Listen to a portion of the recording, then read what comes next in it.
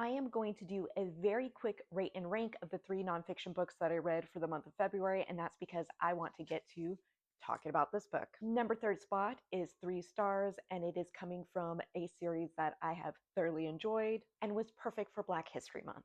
We have Chuck D talking about some very influential songs, not just for him, but I'm sure quite a few people out there. Amazing song selection that didn't feel like a lecture, even as he gave some historical background for the music. Number 2 spot goes to this essay collection that I do have a video on, and I would also give it 3 stars.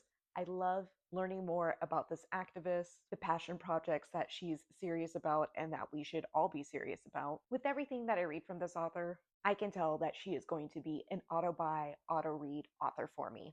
So I have not been disappointed. Up next is my last read for the month of February. We have Madness by Antonia Hilton. This is a book that looks at race and insanity in the Jim Crow South, and it specifically focuses in on the Crownsville State Hospital located in Maryland. The story for this hospital originates in 1911, and it is a segregated space.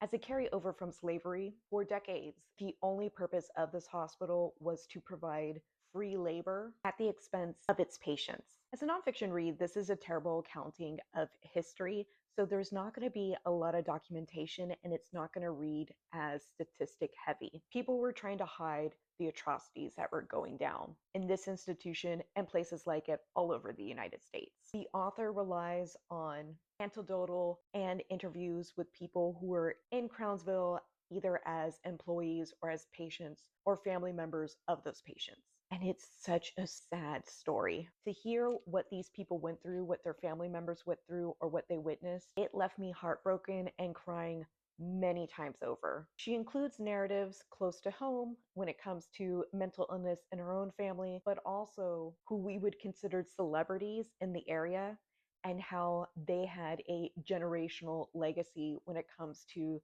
the idea of insanity and being Black. You would think by the time that the hospitals finally closed in 2004 that you would be rejoicing, but even those last couple of chapters and how those patients were just left after, in some instances, straight up being stolen from the streets. This deserves the number 1 spot for the month of February. I'm going to give this 4 stars. It's definitely a recommended read, but is such a hard read. I would like to think that I would read it again. After finishing it, I know that I'm going to have to build up a lot of emotional capacity for all the tears that I'm probably going to shed.